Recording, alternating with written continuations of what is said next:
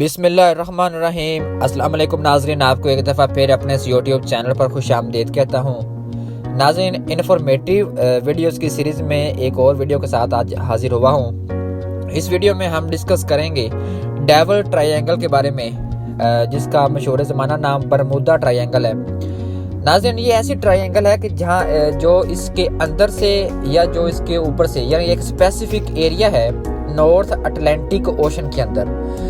ये वो specific area है कि जो जहाज़ या कोई भी चीज़ जो इस एरिया के ट्रायंगल के अंदर से गुजरती है वो या तो ज़मीन बोस हो जाती है या एक ऐसी जगह पे गायब हो जाती है, यानी उसका पता नहीं चलता कि वो चीज़ गई किधर। यहाँ पे आज तक की रिपोर्ट के मुताबिक तकरीबन कमोपेश 20 से ज़ायद ऐसे बहरी जहाज़ डूब के तबाह हो चुके हैं, बमा साजो सामान जिनका कोई पता नहीं चल सका कि उनका जो मटेरियल है वो कहाँ गया, या अगर वो डूबे हैं तो उनका समंदर के अंदर कोई निशान होना चाहिए। वो आज तक रिसर्च भी की जा चुकी है, लेकिन उनका सामान जो है वो समंदर के अंदर भी उसका जो रॉ मटेरियल है वो नहीं मिला।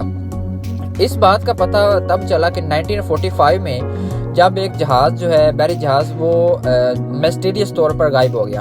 अब लोगों ने इसकी तहकीक शुरू की कि इतना बड़ा सामान, अब अटलांटिक ओशन में आपको थोड़ा सा बताऊं तो वो एक कोई ऐसा जगह नहीं है कि जहाँ पे आप कैंपिंग कर सकें, या ओशन के अंदर लोग बाज़-औक़ात कुछ जज़ीरे नमा बना लेते हैं, वहाँ पे कैंपिंग करते हैं या कोई वहाँ पे छुट्टियाँ गुजारते हैं, या कोई इंजॉय का वो नहीं है।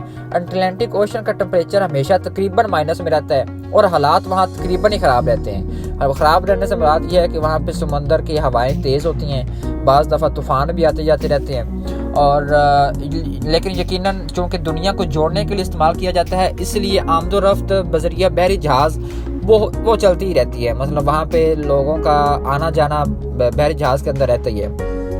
अच्छा, 20 से ज़्यादा जो है वो ऐसे बहरी जहाज़ तबाह हो चुके हैं। 1945 में जब एक जहाज़ लेकर वापस आ रहा था सामान और वो यहाँ से गुजरा तो वो गिरकर तबाह हो गया, डूब गया।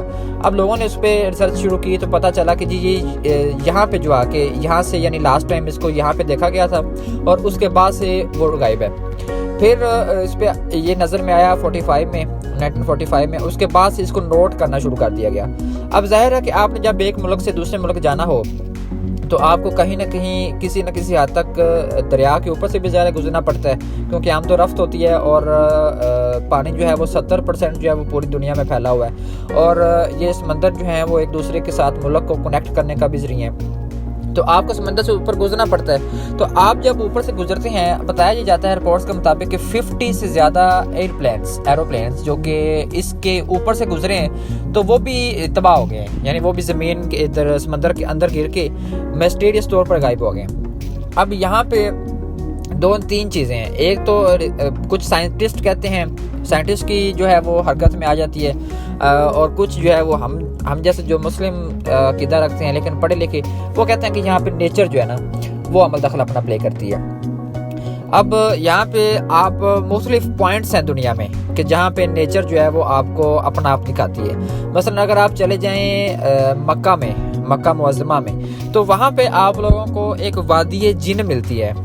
कुछ लोग कहते हैं कि, और हदीस में भी किसी न किसी एंगल से यह हवाला मिलता है कि वहाँ पर हुज़ूर अस्सलाम जिन्नों को तालीम दिया करते थे, और वहाँ पे कहते हैं कि वहाँ पे जिन्नों का बसेरा है।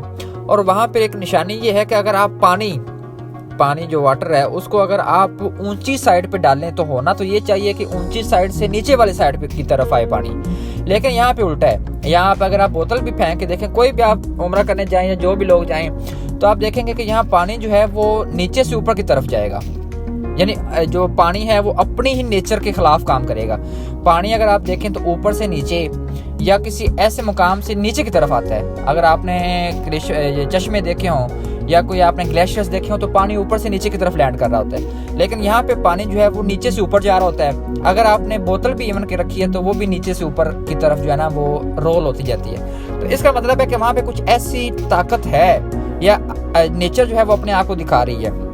अब साइंटिस्ट इस बारे में ये कहते हैं कि यहाँ पे एक ऐसी मैग्नेटिक ताकत है चट्टानों के अंदर जो ज़मीन के नीचे हैं। आप लोगों को अगर आइडिया हो तो ज़मीन के ऊपर जितनी दुनिया है, पहाड़ वगैरह चोटियाँ वगैरह, उतनी ही ज़मीन के नीचे भी हैं, और कई 1000 मीटर की चोटियाँ जो हैं वो ज़मीन के नीचे आपको मिलेंगी।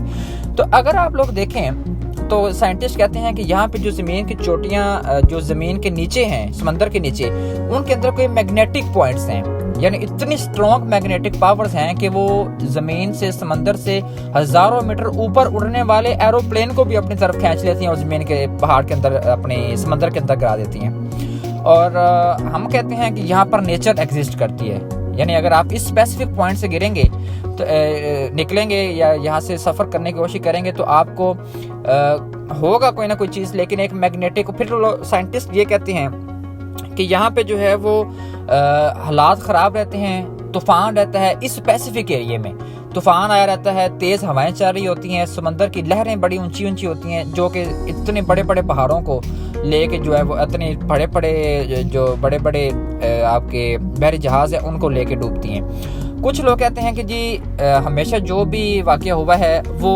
आपके जो बहरी जहाज़ है उसके जो कैप्टन उसकी गलती की वजह से होते हैं। लेकिन नाज़रीन ये बात भी इसलिए नहीं मानी जा सकती क्योंकि गलती 1 2 3 4 5 10 दफ़ा हो, वैसे तो गलती 2-3 दफ़ा हो जाती है, इसके अलावा इसके मज़ीद ऊपर गलती तो गुंजाइश नहीं होती।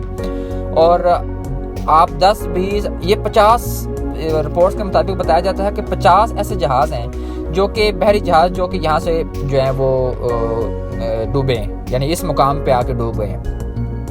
और इस स्पेसिफिक पॉइंट के ऊपर कई आपको वीडियोस मिल जाएंगी, कई आपको, ये ऐसा एक टॉपिक है कि इसके ऊपर बहुत सारे लोगों ने डिस्कशन ऑलरेडी की है, और आपको रिसर्च पेपर्स मिल जाएंगे। और ये हकीकत है, रिसर्च पेपर्स जो हैं वो एग्जिस्ट करते हैं। आप गूगल पे जाएं, इस पे कई वीडियोस मिल जाएंगी, इस पे कई फिल्म्स जो हैं वो मिल जाएंगी आपको हॉलीवुड की। इस तरीके से कई आपको मटेरियल ऑलरेडी पड़ा हुआ है और मिल जाएगा आपको। अगर आप गूगल करें, इंटरेस्टेड हैं तो आप गूगल करें, आपको आइडिया होगा, बड़ी इन्फॉर्मेटिव आपको इन्फॉर्मेशन मिलेगी और बड़ी इंटरेस्टिंग इन्फॉर्मेशन मिलेगी आपको। मज़ीद इस तरह की इन्फॉर्मेटिव वीडियोस जानने के लिए हमारे चैनल को सब्सक्राइब करें, बेल के आइकन को लाजमी क्लिक करें ताकि इन्फॉर्मेटिव वीडियोस आपको बर वक्त मिल सकें। शुक्रिया।